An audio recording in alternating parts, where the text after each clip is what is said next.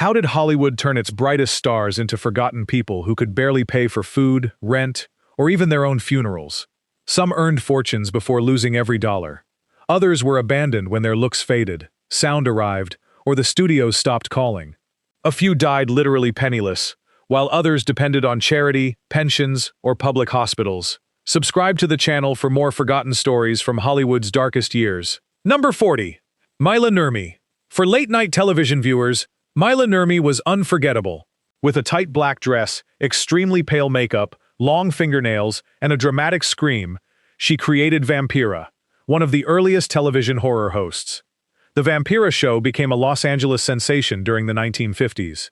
Nurmi introduced old horror movies while delivering dark jokes directly to the camera. Her image was copied in magazines, advertisements, Halloween costumes, and later horror programs, but fame did not bring financial security. Nurmi did not own all the rights connected with the character, and the television program lasted only a short time. She appeared in Ed Wood's Plan 9 from Outer Space, but the movie initially brought little money or respect. As the years passed, Nurmi supported herself through small acting jobs, handmade jewelry, paintings, and occasional appearances at horror conventions. Her influence grew, but her income did not grow with it.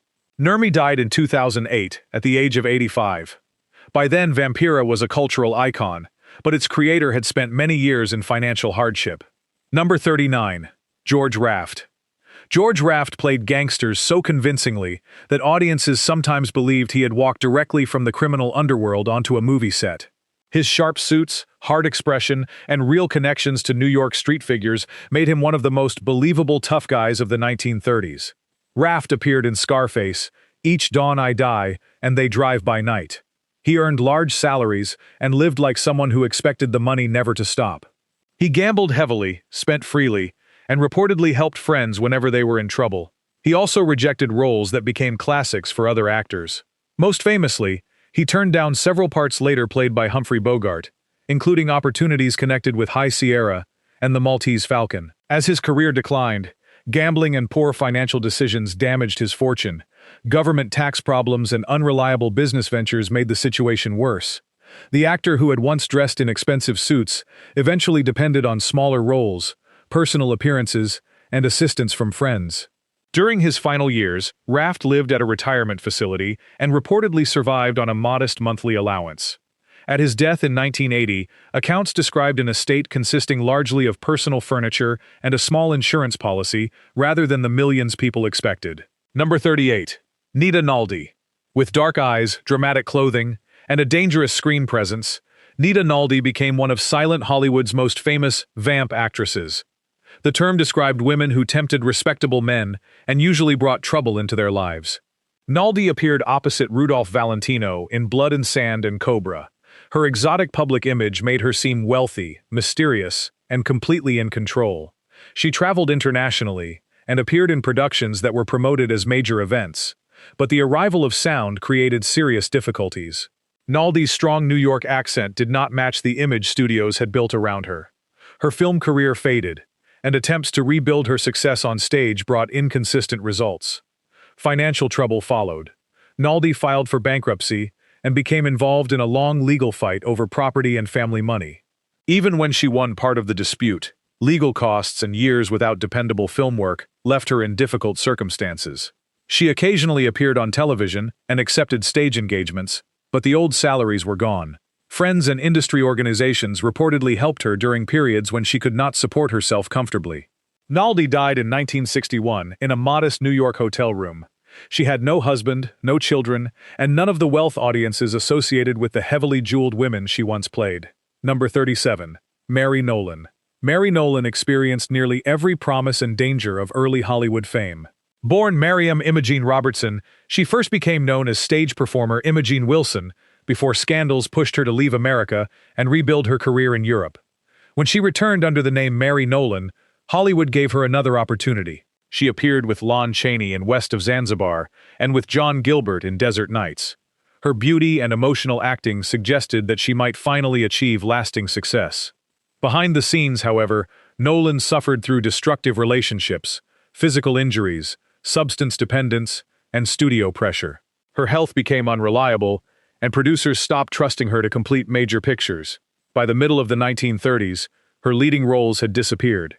She declared bankruptcy, attempted nightclub work, and repeatedly tried to begin again. Each comeback was smaller than the one before it. In 1948, Nolan was found dead in a small Hollywood apartment. She was only 45.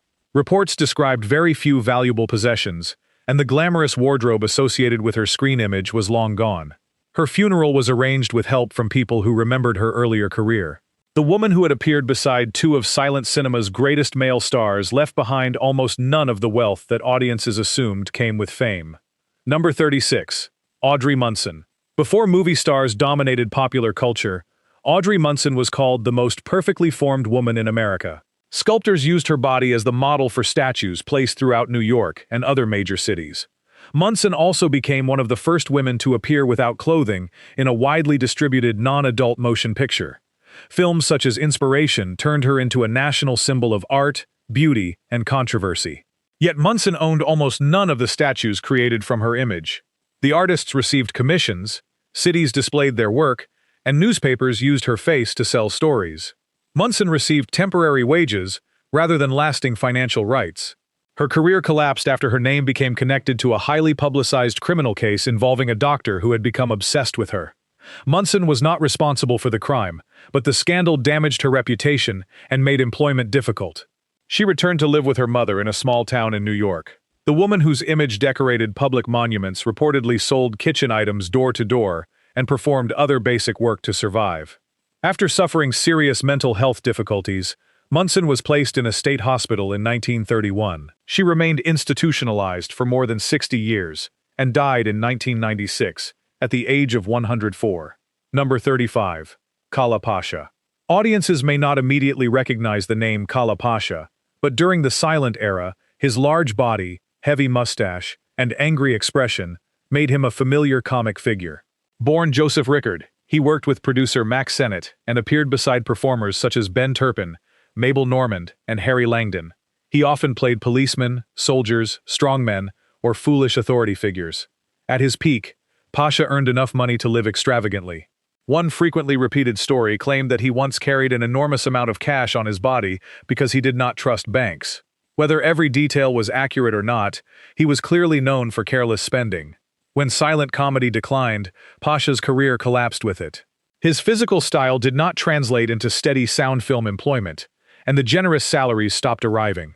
The full scale of his fall became public when he was arrested for failing to pay a tiny cafe bill.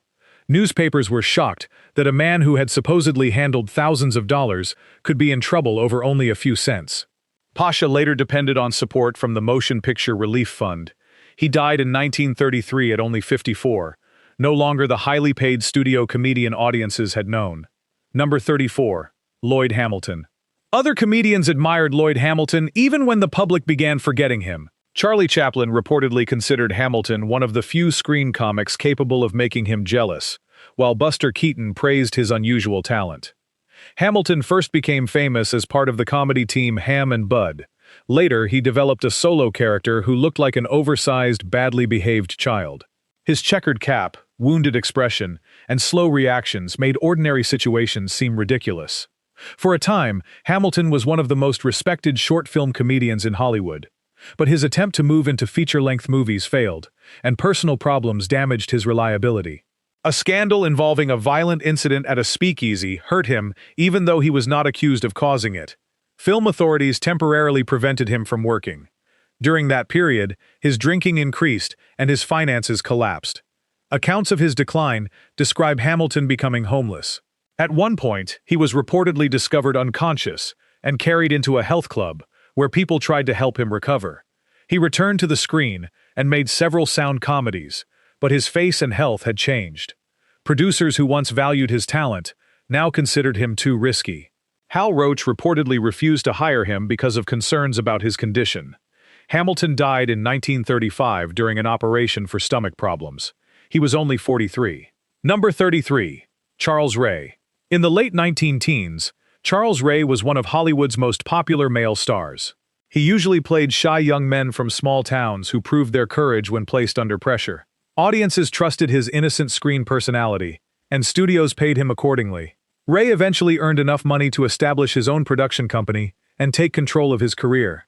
That decision destroyed much of his fortune. Ray spent heavily on an enormous historical production called The Courtship of Miles Standish. He built expensive sets, hired a large cast, and attempted to create a prestigious epic. The movie failed to recover its cost. He declared bankruptcy, lost control of his company, and watched his position in Hollywood collapse. The disaster became a warning repeated throughout the film industry, whenever an actor attempted to become an independent producer. Ray continued acting, but he was no longer treated as a major star. Leading roles became supporting parts became tiny appearances, and tiny appearances eventually became uncredited work. He tried writing, directing, stage acting, and small business ventures. None restored the fortune he had invested in his dream project.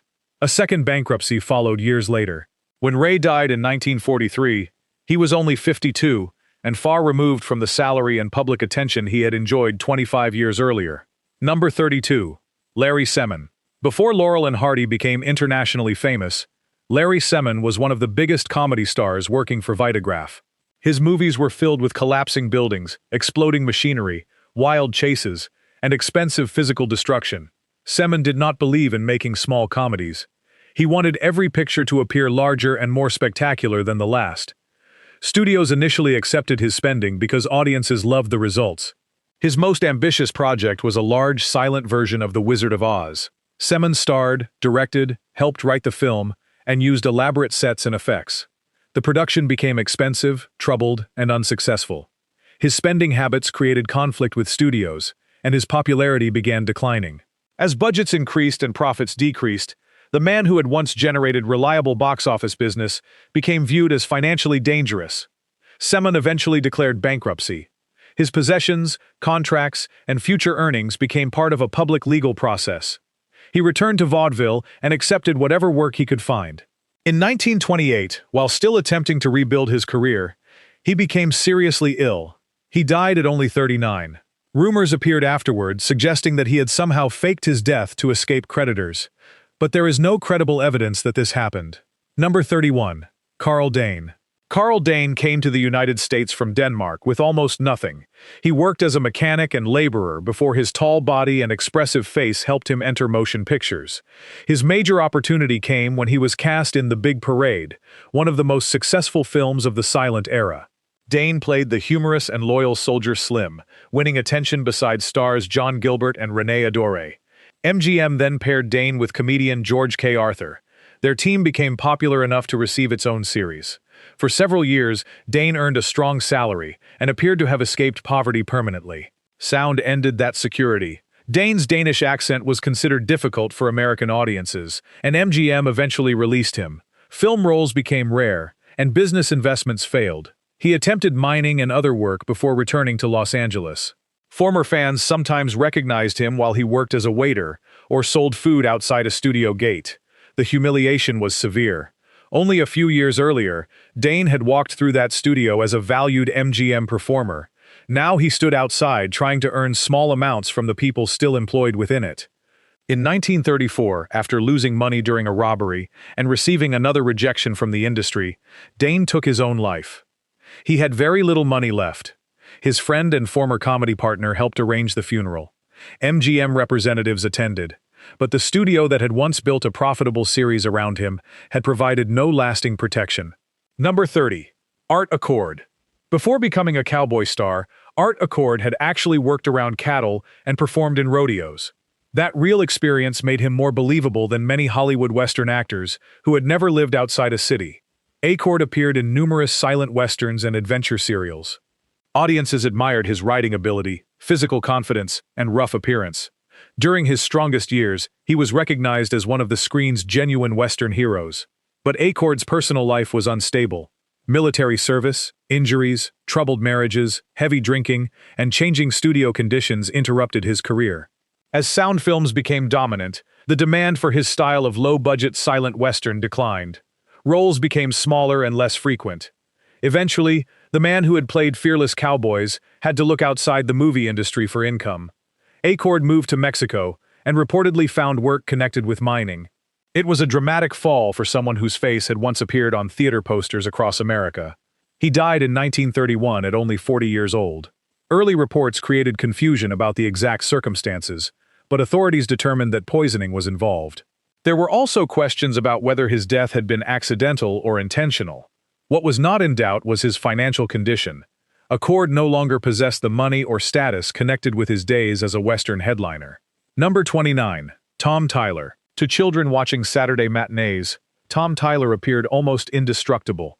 He rode horses, fought criminals, survived dangerous stunts, and played heroes who never seemed worried about money. Tyler became a popular Western star during the silent era and successfully continued into sound pictures.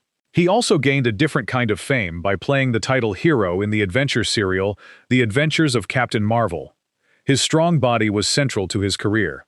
Before Hollywood, Tyler had been a successful weightlifter, and studios used his athletic appearance in westerns, serials, and action films. But physical strength could not protect him from severe rheumatoid arthritis. The condition became increasingly painful and gradually limited his movement. Producers who needed fast riders and convincing fighters stopped offering major roles. Tyler accepted smaller character parts, including an appearance in John Ford's Stagecoach. Eventually, even minor work became difficult. Medical expenses consumed what remained of his money. Unable to support himself through acting, Tyler returned to live with relatives in Michigan. Reports of his final years describe him as nearly destitute and physically weakened. He died in 1954, at only 50 years old. The contrast was painful. On film, Captain Marvel could transform into a powerful hero with a single word. In real life, Tyler could not transform his failing health or restore the career that depended entirely on his body. Number 28. Hoot Gibson. Hoot Gibson was not merely pretending to be a cowboy. He had worked with horses, performed in rodeos, and won major riding competitions before becoming a movie star. During the 1920s, Gibson ranked among Hollywood's most popular Western heroes. His movies mixed action with humor, making him seem more relaxed and friendly than many screen cowboys. Universal paid him an enormous salary, and he reportedly earned millions throughout his career.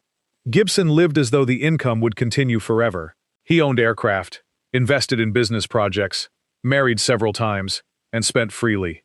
Some investments failed, while taxes and changing audience tastes weakened his financial position. As large studios reduced production of traditional westerns, Gibson moved into lower-budget pictures and traveling shows. He continued working, but the salary of a former box office champion was gone. Medical problems made the situation worse. Gibson developed cancer, and the cost of treatment placed additional pressure on his already damaged finances. Reports from his final period described him as being close to financial collapse. Friends organized benefits, and the film community offered assistance. Gibson died in 1962, no longer wealthy, despite the millions his films had earned. The cowboy image had promised freedom, a horse, an open landscape, and no dependence on anyone. Gibson's real final years were the opposite. He needed medical support and financial help from others. Number 27. Ken Maynard. If Hoot Gibson represented the friendly cowboy, Ken Maynard represented speed and skill.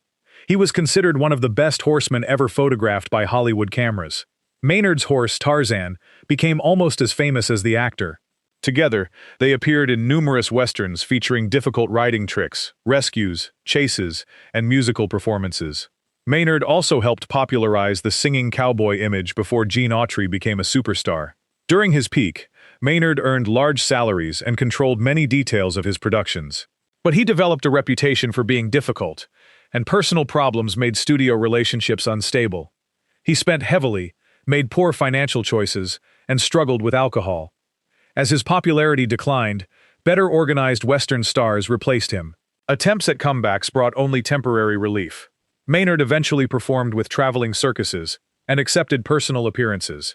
The work was physically demanding and paid far less than his old movie contracts.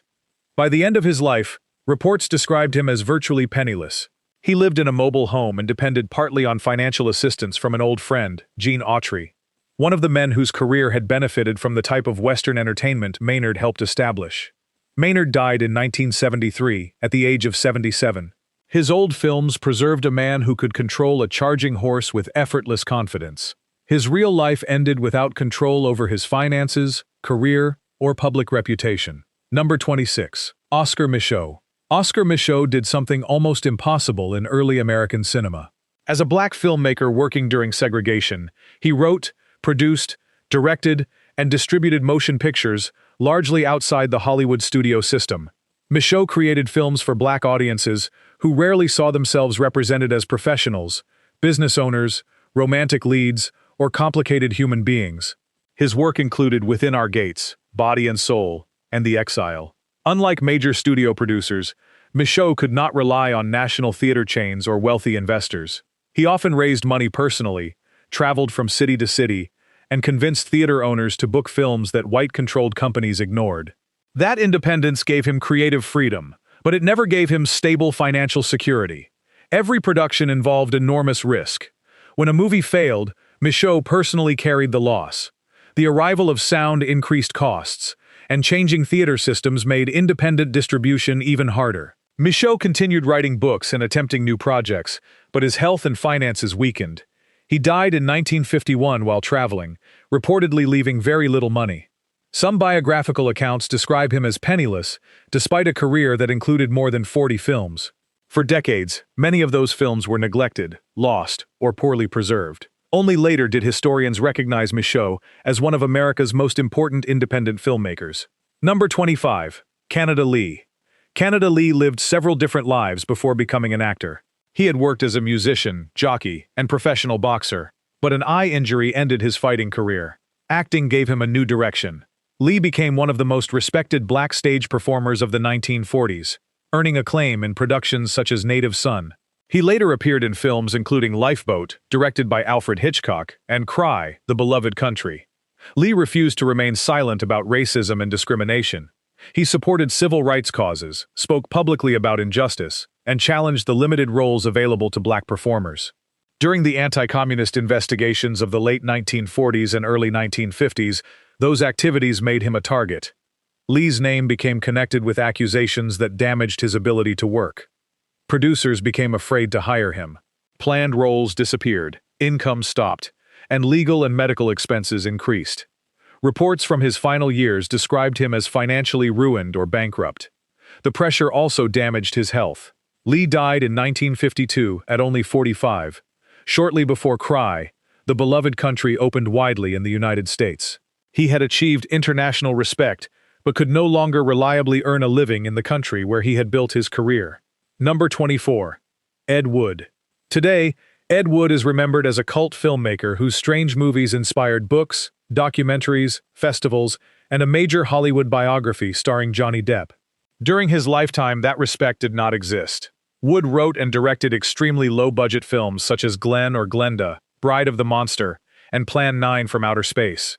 He worked quickly, used cheap sets, recycled footage, and convinced struggling actors to participate with promises of future success. His movies failed to earn dependable profits. As financing became harder to obtain, Wood accepted increasingly desperate writing and directing assignments. He produced adult novels and films under different names simply to pay immediate expenses.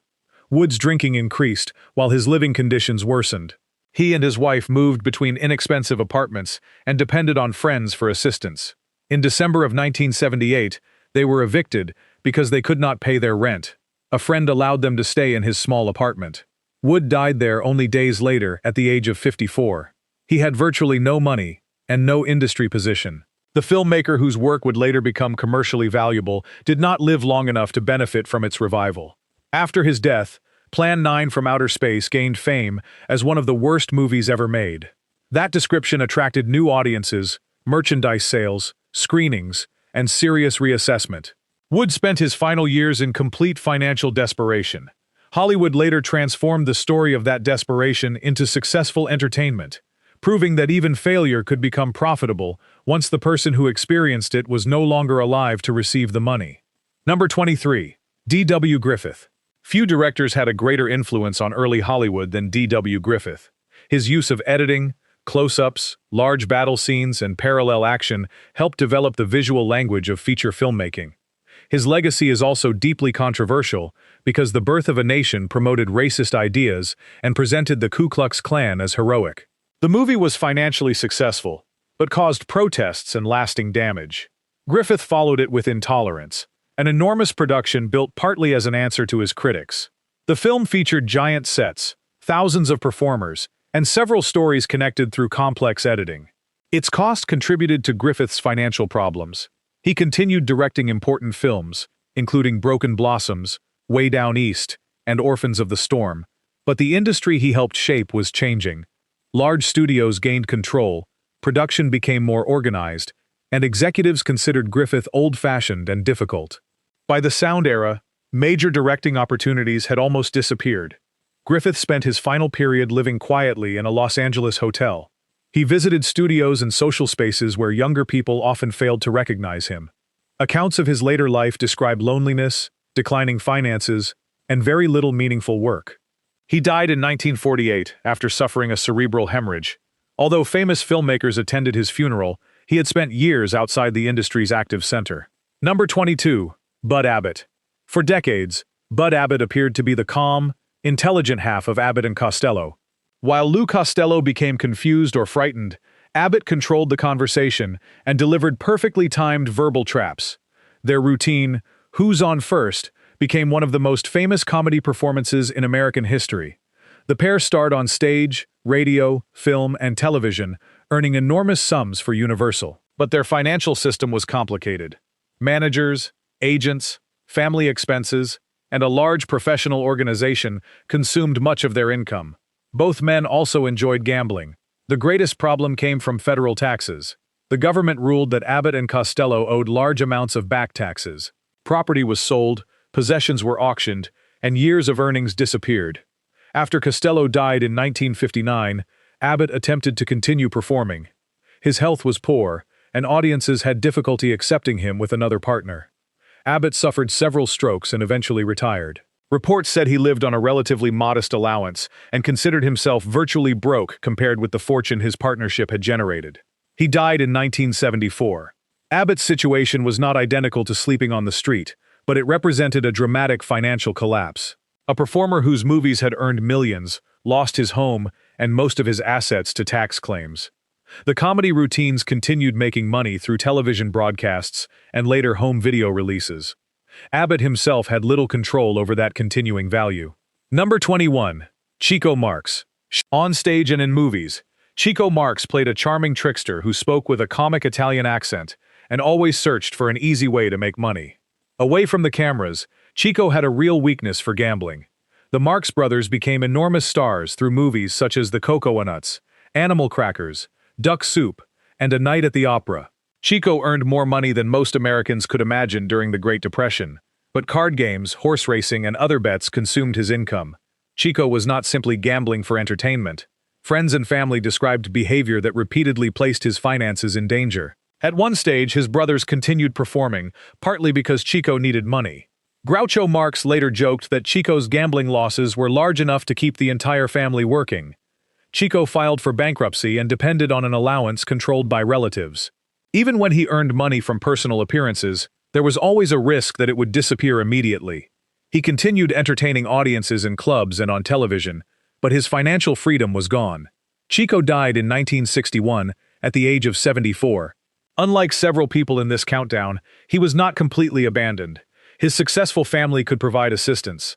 Yet the fortune he personally earned had vanished, and he could no longer be trusted to control his own income.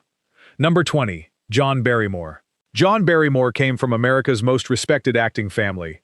His performances on stage earned him the nickname The Great Profile, while Hollywood turned him into a romantic leading man. Barrymore appeared in Dr. Jekyll and Mr. Hyde, Grand Hotel, Dinner at 8, and 20th Century. His voice, intelligence, and theatrical confidence made him seem like a performer who could never become ordinary. He earned huge salaries, but his personal life was extremely expensive. 4 marriages, divorces, luxury purchases, travel, and heavy drinking consumed his fortune. Tax demands and debt followed. As Barrymore's health weakened, remembering lines became difficult. Studios began using cue cards, and some productions treated his decline as part of the entertainment. The respected Shakespearean actor was increasingly hired to make jokes about his drinking, failed marriages, and damaged reputation. He needed the money, so he accepted the humiliation. By the early 1940s, Barrymore was deeply in debt. Friends, relatives, and employers helped manage his expenses.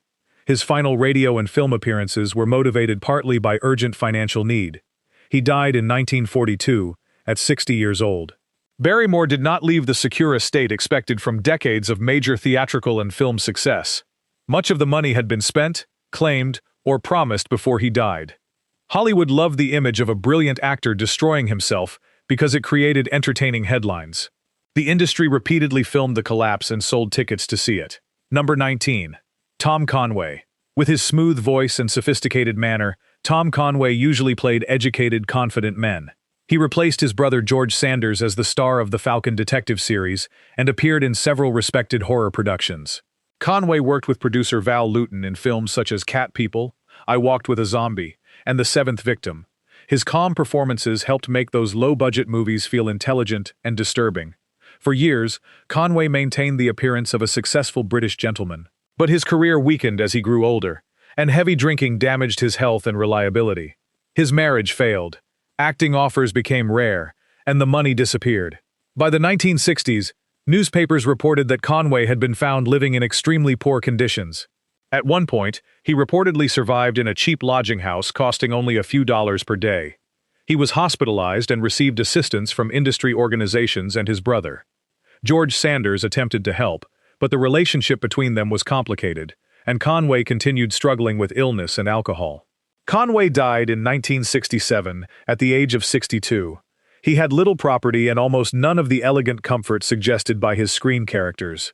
His decline was especially shocking because Conway always looked like the man who would know what to do in a crisis. He played doctors, detectives, psychiatrists, and wealthy professionals. Number 18. Stepin Fetchit. Lincoln Perry, known professionally as Stepin Fetchit, became one of Hollywood's first black performers to receive major screen billing and reportedly the first to earn more than $1 million. His slow-moving comic character appeared in films with stars such as Will Rogers.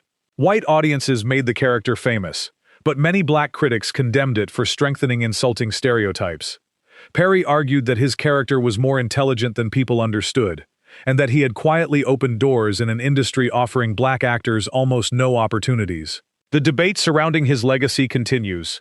Financially, however, the result was clear. Perry spent heavily on cars, servants, clothing, and an expensive lifestyle. When roles declined, his expenses did not disappear. He declared bankruptcy in 1947 and reportedly experienced serious debt more than once. By the 1960s, accounts described him receiving treatment as a charity patient at a public hospital. Perry later gained some recognition from younger black entertainers, including Muhammad Ali, and received awards acknowledging his pioneering career. But recognition did not restore the fortune he had lost. He died in 1985 after spending time at the motion picture and television country house. The painful contradiction of Stepin Fetchit was that he became wealthy by playing a poor man designed for white laughter. When the character became unacceptable and Hollywood stopped hiring him, the real performer experienced the financial insecurity his films had turned into comedy. Perry had earned a fortune under conditions few performers could have survived. Yet even historic success could not protect him from bankruptcy and dependence in later life. Number 17. Chester Conklin. The huge mustache of Chester Conklin was once recognized by movie audiences around the world. He became famous through Mack Sennett's comedies, and appeared with performers including Charlie Chaplin, Mabel Normand, and Max Swain. Conklin was part of the wild Keystone style, where policemen crashed into walls, cars raced through streets, and respectable people ended every scene covered in mud. Unlike many silent comedians, Conklin continued working after sound arrived. He appeared in Charlie Chaplin's Modern Times and became part of the group of character actors regularly used by director Preston Sturges, but continued employment did not mean continued prosperity. The roles became tiny, often uncredited, and paid nothing like his silent-era starring work. By the 1950s, Conklin's career had fallen so far that he reportedly worked as a department store Santa Claus to make ends meet. Shoppers saw an elderly man in a costume without realizing that he had once been one of cinema's best-known comedians. Conklin eventually moved into the motion picture country home, an industry-supported residence for older performers and workers with limited resources. There, he met former actress June Gunther, and the two married late in life. He made one final film appearance before retiring, and died in 1971 at 85. Conklin's ending was not completely lonely, but it was financially modest. A man who had appeared in hundreds of movies depended on seasonal work and charitable industry housing. His mustache remained immortal on film. The salary attached to that mustache had disappeared decades earlier. Number 16. Maurice Costello. Before John Barrymore, Rudolph Valentino, or Douglas Fairbanks became screen idols, Maurice Costello was one of cinema's first popular leading men. Costello joined the Vitagraph Company during the earliest years of narrative film. Audiences were so interested in him that he became one of the first movie performers recognized by name rather than simply as an anonymous person on the screen. He acted, directed, and helped establish one of Hollywood's earliest performing families. His daughters, Dolores Costello and Helene Costello, later became stars, and his granddaughter Drew Barrymore continued the family's connection with film. But Maurice struggled with alcohol and difficult personal behavior. As filmmaking changed, his position declined from romantic lead to supporting actor and finally to tiny background appearances. He continued accepting minor roles for years, sometimes appearing without proper credit. The money and authority of his Vitagraph period were gone. By the 1940s, Costello required assistance. A charitable Hollywood organization reportedly arranged for him to enter the motion picture country home. Accounts of his estate say he left only symbolic amounts to family members. He died in 1950 at the age of 73. Costello's story is one of the earliest examples of Hollywood forgetting its own history. He helped create the idea that audiences would pay to see a performer they personally recognized. The star system he helped establish eventually produced enormous fortunes for later actors. Yet one of its first leading men spent his final years dependent on the industry's charitable home, instead of living from the wealth his pioneering popularity had helped generate. Number 15. Mary Fuller. In 1914, Mary Fuller was popular enough to compete with Mary Pickford in fan polls. She acted in early serials, wrote screenplays, and appeared in the first known film version of Frankenstein. Fuller starred in What Happened to Mary, one of cinema's earliest continuing story series. Audiences followed her adventures from episode to episode, making her one of the first actresses to demonstrate the commercial power of serialized entertainment. Then, almost without explanation, her career stopped. By 1917, Fuller could no longer obtain major film or stage work. She withdrew from public life and returned to Washington, D.C., where she lived with her mother. She attempted a Hollywood comeback during the 1920s, but the industry had moved forward without her. Producers who had once promoted her as a leading attraction now showed little interest. After her mother died, Fuller's emotional health worsened. She eventually entered St. Elizabeth's Hospital, a government psychiatric institution. She remained there for 26 years. Fuller died in 1973. Hospital officials could not locate close relatives to claim her body or arrange a private burial. She was placed in an unmarked grave in Congressional Cemetery. A memorial recognizing her film career was installed many years later. The ending was almost impossible to connect with her earlier fame. A woman once followed by audiences across a successful movie serial died after decades in an institution, with no family immediately available and no studio organization taking responsibility. Hollywood had asked viewers, "What happened to Mary?" The industry itself failed to answer that question when the real Mary Fuller disappeared. Number 14. Mary McLaren. Mary McLaren became a silent film star through Shoes, a powerful drama about a poor shop worker whose small income must support her entire family. The film's subject was economic desperation. Decades later, McLaren would experience financial hardship herself. She appeared in numerous productions during the 19-teens and early 1920s, sometimes earning significant money. Her sister Catherine MacDonald also became a well-known actress and producer. McLaren's career weakened when silent films declined. She continued appearing in smaller sound roles but could not regain her earlier position. Marital problems and legal disputes added to her difficulties. Over time, her money disappeared. Accounts of her later years describe extreme poverty and dependence on Social Security. She lived in modest conditions while the industry that had once placed her name above movie titles continued operating only a short distance away. McLaren sometimes contacted writers and film historians, attempting to remind people that she had been an important early star. Her stories occasionally sounded bitter, because she felt deliberately erased. She died in 1985 at the age of 85.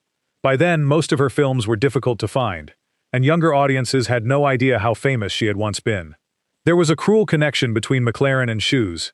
In the movie, her character faces impossible choices because she cannot afford basic clothing and receives no meaningful help from the people around her. The actress who made that poverty visible on screen eventually spent her own final decades worrying about money, recognition, and whether Hollywood remembered her at all. Number 13. Clara Kimball Young. At the height of silent cinema, Clara Kimball Young was considered as popular as Mary Pickford and Lillian Gish. Her face appeared on magazine covers, and audiences waited eagerly for each new production. Young became powerful enough to establish a company bearing her own name.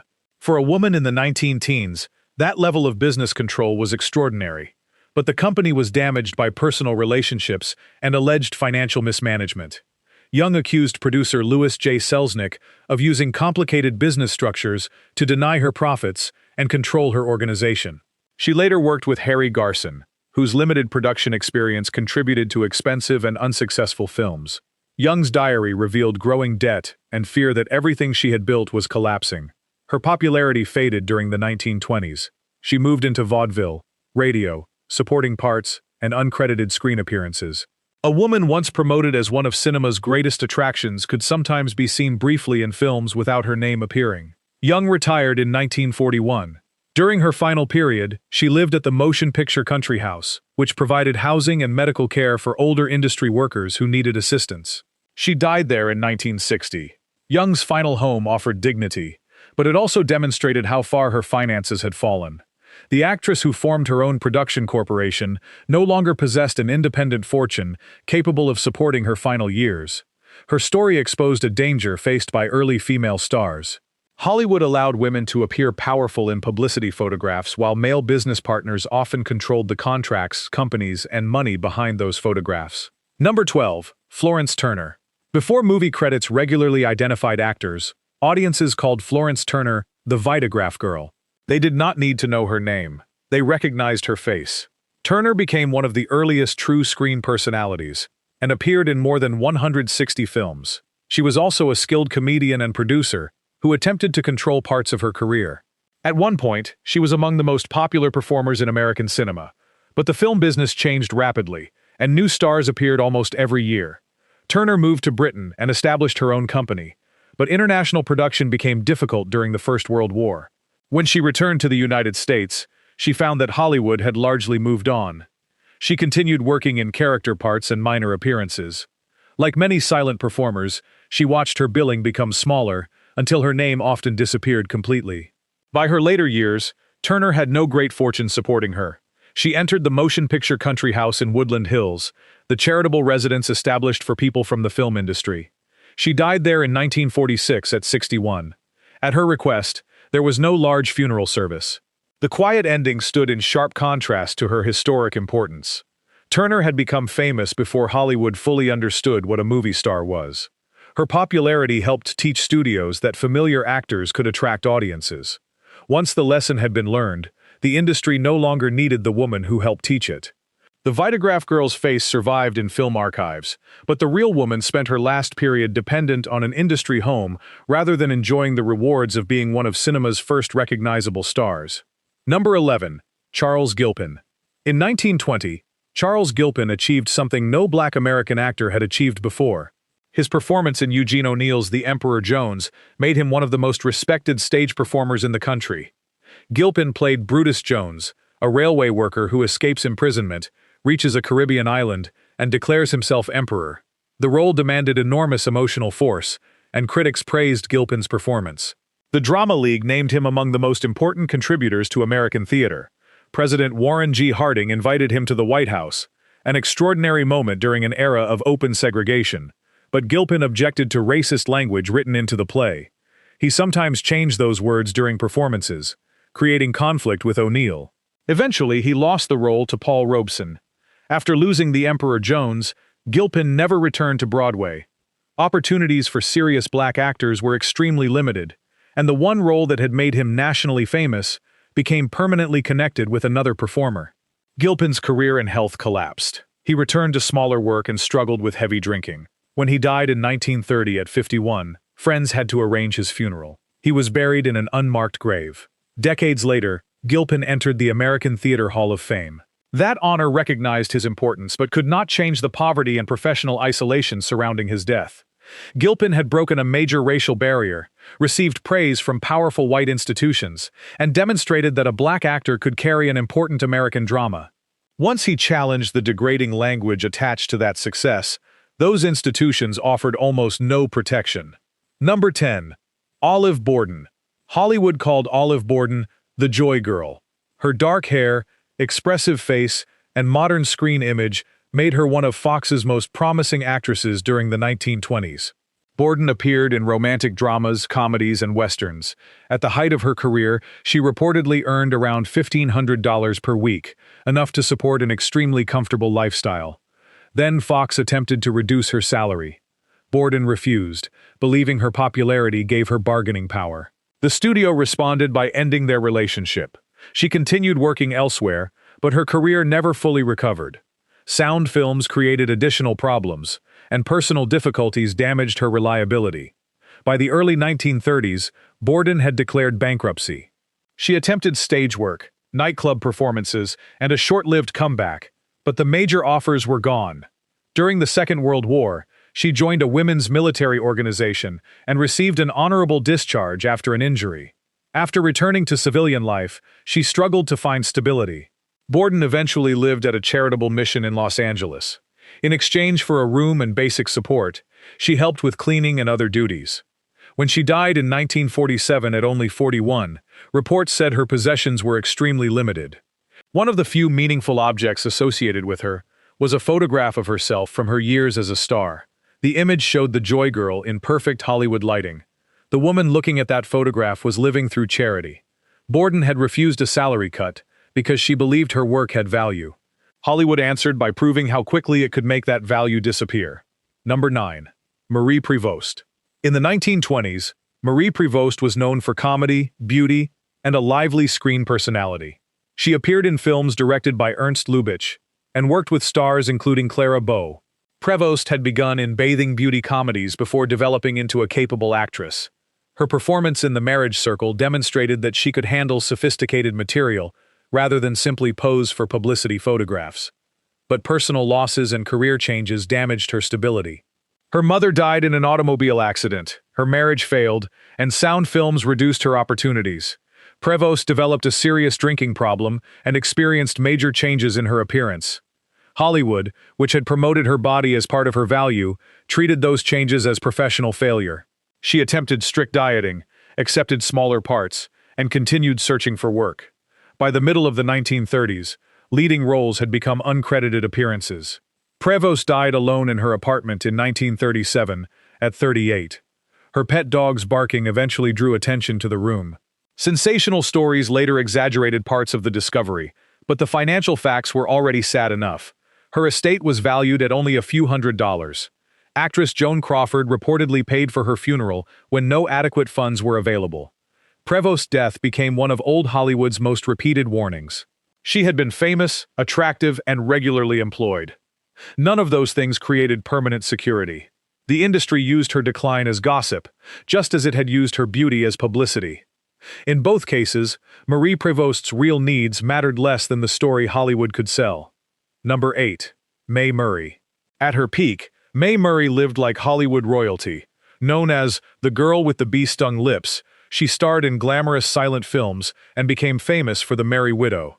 Murray earned enormous salaries, wore expensive clothing, hosted lavish parties, and married into European nobility. Newspapers treated her life as a fantasy, in which wealth and romance had no limit. But Murray's career depended heavily on silent film glamour. When sound arrived, studios showed little interest in rebuilding her image. She also made a damaging business decision by leaving MGM after advice from her husband, Prince David Midivani. Murray later struggled through divorce, legal disputes, failed comeback attempts, and the loss of her fortune. Property and jewelry disappeared while former associates moved on. By the 1940s and 50s, stories about Murray often focused on confusion, lawsuits, and attempts to reclaim the status she believed Hollywood owed her. She spent part of her final life in extreme financial difficulty, and eventually entered the motion picture country house. Industry charity provided the security her former earnings no longer could. Murray died in 1965 at the age of 79. The ending resembled Sunset Boulevard, but without the mansion. Murray reportedly still remembered herself as the great star surrounded by admirers and luxury. The tragedy was that she had not imagined that fame. She truly had been one of the silent era's most glamorous women. Hollywood taught her to behave like royalty while the cameras were running. When the cameras stopped, the crown, title, money, and palace all proved temporary. Number 7. Florence Lawrence. Florence Lawrence is often described as the first true movie star. Before her, studios usually refused to identify film actors because they feared recognizable performers would demand higher salaries. Audiences knew Lawrence only as the biograph girl. Producer Carl Laemmle changed that by creating an enormous publicity stunt. He planted a false report that Lawrence had died, and then publicly announced that she was alive and appearing in his films. Crowds rushed to see her. For the first time, an actor's real name became a major selling point. Lawrence earned excellent money, started a production company, and even developed an early automobile signaling device. But injuries from an on-set accident damaged her health and reduced her ability to work. Poor investments and failed business ventures destroyed her savings. Attempts to return to stardom were unsuccessful, and sound films further reduced her opportunities. MGM eventually gave Lawrence small background jobs through a program designed to help former silent stars. She earned a modest weekly payment and often appeared without credit. By 1938, she was ill, depressed, and broke. Lawrence ended her own life at 52, leaving a short note saying she was tired. The Motion Picture Relief Fund paid for her burial. Her grave remained without a proper marker for more than 50 years. The first woman whose name Hollywood deliberately turned into a valuable brand died without enough money to pay for her own funeral. The star system Florence Lawrence helped create produced generations of millionaires. Its original star became one of its earliest forgotten casualties. Number 6. Bela Lugosi. With one sentence, "I never drink wine," Bela Lugosi became cinema's most famous vampire. His performance in Dracula created an image copied for generations. Lugosi had already played Count Dracula on stage before Universal cast him in the 1931 film. His voice, formal movements, and intense stare transformed a low-budget horror production into a cultural landmark. But Universal did not turn Lugosi into a secure leading man. His strong Hungarian accent and close connection with Dracula limited the roles offered to him. While Boris Karloff moved into a wider range of prestigious horror pictures, Lugosi often received smaller parts in cheaper productions. Medical problems and injuries led to dependence on pain medication, making employment even more difficult. By the 1950s, Lugosi was accepting almost any work available. He collaborated with Ed Wood, who treated him with respect, but had almost no money to offer. Lugosi entered treatment publicly, hoping recovery might restart his career. Friends and supporters helped with his expenses, and Frank Sinatra reportedly provided financial assistance despite barely knowing him. When Lugosi died in 1956, his estate was extremely small. Family members buried him wearing a Dracula cape. The costume connected with both his greatest success and his professional imprisonment. The character of Dracula generated an enormous fortune through sequels, television broadcasts, toys, costumes, posters, and merchandise. The actor who gave that character its most influential screen form received only a fraction of that value and spent his final years looking for low-paid work. Hollywood had made Lugosi immortal. It had not made him financially secure. Number 5. Barbara Payton. For a brief moment, Barbara Payton appeared ready to become one of Hollywood's greatest new stars. Warner Brothers gave her a major contract, and she appeared with James Cagney in Kiss Tomorrow Goodbye and Gregory Peck in Only the Valiant. Her salary rose quickly, but so did public interest in her private life. Newspapers covered her relationships with actor Franchot Tone and bodybuilder Tom Neal as if they were continuing episodes of a scandal series. A confrontation between the two men seriously injured Tone and damaged everyone involved. Payton's reputation became so connected with scandal that studios stopped seeing her as a dependable actress. Her career collapsed. She appeared in smaller productions, but the money and major contracts were gone. Payton's drinking increased, and she experienced arrests, unstable housing, and severe poverty. At one point, she survived through sex work and other desperate means. Her appearance changed so dramatically that people who remembered the glamorous Warner Brothers photographs sometimes failed to recognize her. She wrote a memoir, I Am Not Ashamed, which provided money but also allowed publishers to sell the most painful parts of her decline. Payton eventually returned to her parents' home. She died in 1967 at only 39. Hollywood publicity had helped create the scandal around her, and the same industry then treated that scandal as proof that she was unemployable. Payton was responsible for many of her choices, But she was also surrounded by people who profited from every stage of her fall. Her beauty sold movies. Her collapse sold newspapers. Her poverty sold a book. Almost everything about Barbara Payton made someone money, except her survival. Number 4. Veronica Lake. Few hairstyles have influenced popular culture as strongly as the wave of hair covering one of Veronica Lake's eyes. During the Second World War, women across America copied it. Lake starred in This Gun for Hire, The Glass Key, and Sullivan's Travels. Her pairing with Alan Ladd became especially successful, and Paramount promoted her as one of its most valuable stars. But Lake's career was unstable behind the carefully controlled publicity photographs. She struggled with drinking, difficult relationships, and behavior that created problems on film sets. Her popularity declined, marriages ended, and tax troubles reduced her money. By the 1950s, major film work had almost vanished. Years later, a reporter discovered Lake working in a small hotel bar in Manhattan. The discovery created headlines because audiences could not believe a former Hollywood superstar was serving drinks. Lake insisted that she was working because she wanted independence, but her financial situation was clearly far removed from her Paramount years. She attempted stage work, television appearances, and a memoir, yet none restored lasting security. She died in 1973 at 50 years old, after years of poor health. Contemporary reports described her as having very little money and few close companions. Lake's famous hairstyle had been so commercially valuable that the government once asked her to change it because female factory workers were copying it near dangerous machinery.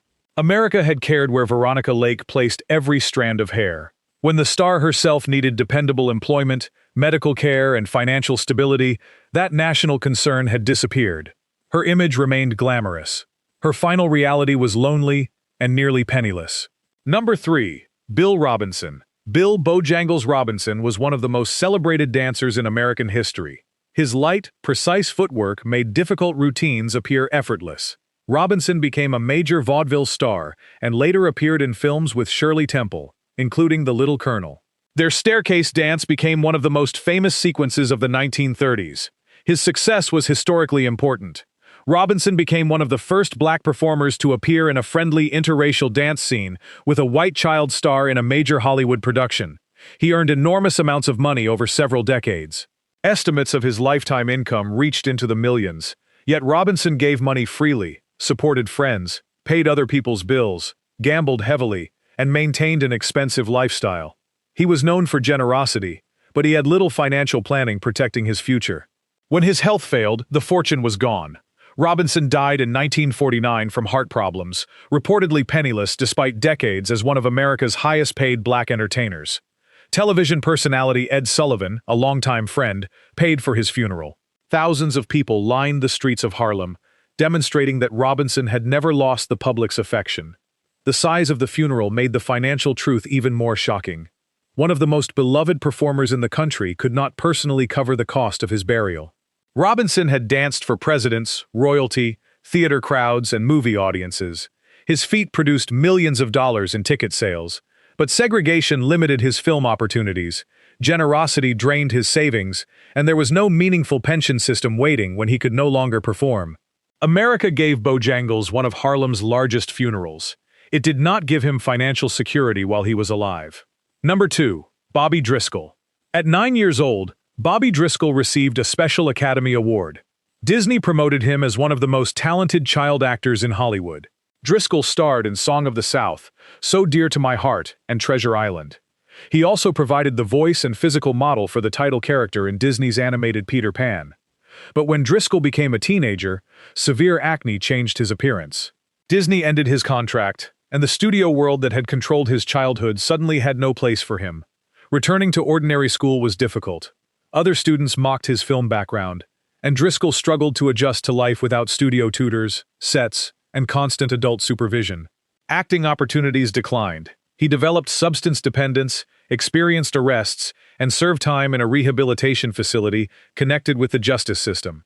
After his release, Driscoll attempted to rebuild his life in New York's artistic community. Eventually, he disappeared into poverty and homelessness. In March of 1968, children found his body inside an abandoned building in the East Village.